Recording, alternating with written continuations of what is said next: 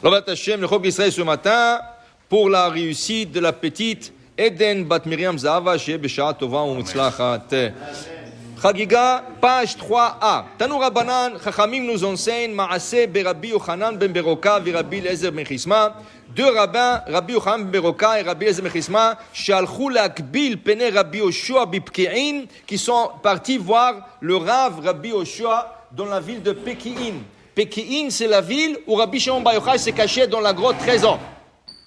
Et là-bas, il y avait un grand Rav qui s'appelait Rabbi Yoshua. Et les deux rabbins sont partis le voir. Amar lahem ma chidush haya bebet hamidrash hayom. Qu'est-ce que vous avez entendu de nouveaux enseignements dans le Bet Hamidrash?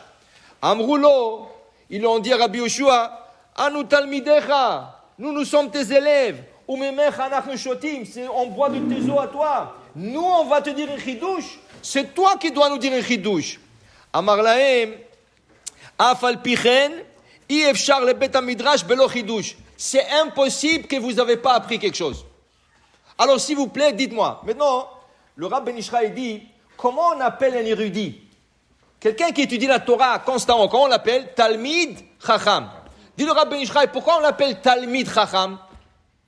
Lama lo korim lo Chacham, kimata Chacham en lecha mima limod. Si tu te crois Chacham, tu n'as rien à apprendre.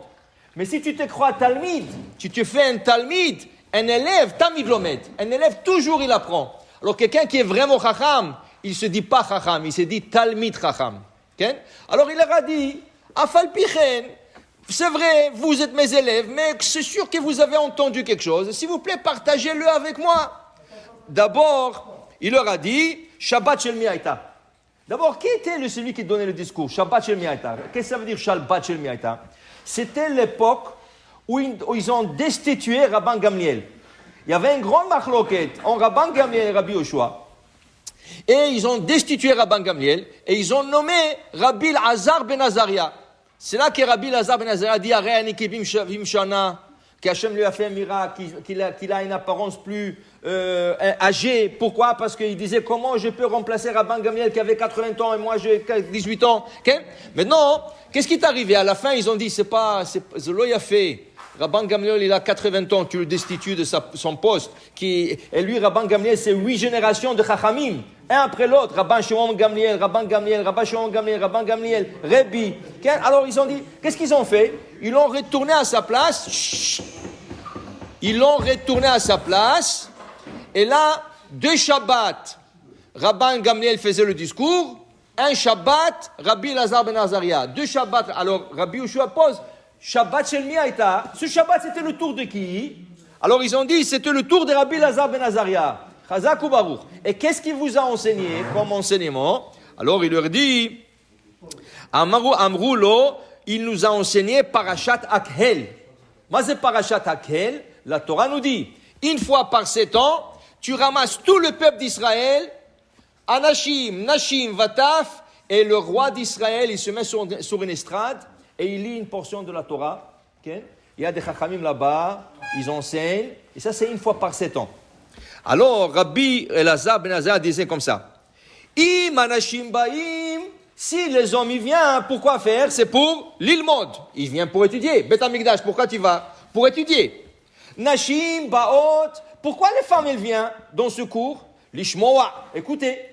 Les hommes étudient, les femmes écoutent. Vetaf Lama Baim. Pourquoi la Torah dit, il faut emmener les enfants dans Akhel? Pourquoi? Qu'est-ce qu'ils vont faire les enfants? Il dit ici, Kede liten sachar le meviem, pour payer la récompense pour le parent qui les a emmenés. Vient le Mishnah Broura et le décisionnaire et dit, de quels enfants nous parlons ici? Nous parlons des enfants qui sont capables de s'asseoir à côté de père et ne pas bouger. Ils ne s'assoient pas dans la Hazara, ces enfants. Et Meshvim Liada Abba. Ils s'assoient à côté du père et ils écoutent. Maintenant, des fois, tu vois le Shabbat. Le gars, il vient avec 2 petits-enfants. Sa femme lui dit, je suis fatigué. Et lui, il a un petit sac avec les couches, avec des biberons. Chaque fois, il court.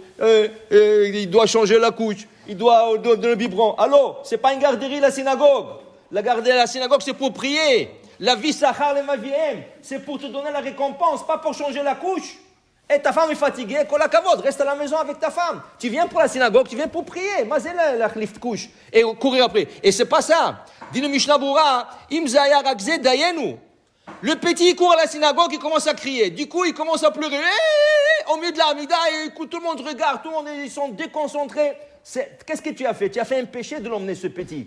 Il n'y a aucune mitzvah d'emmener des petits comme ça, qui restent avec leur mère. Et si tu n'es pas capable, reste avec ta femme aussi, faire le babysitter. La synagogue, c'est pour prier, étudier. La femme, si elle vient dans la Hazara, c'est pour écouter. Et les enfants, pour les éduquer et donner schar le maviehem. Amar Lahem leur disait Rabbi Yoshua à ses élèves, Margalit Tova Aïta Bidechem ou Bikashtem la Abda Mimeni.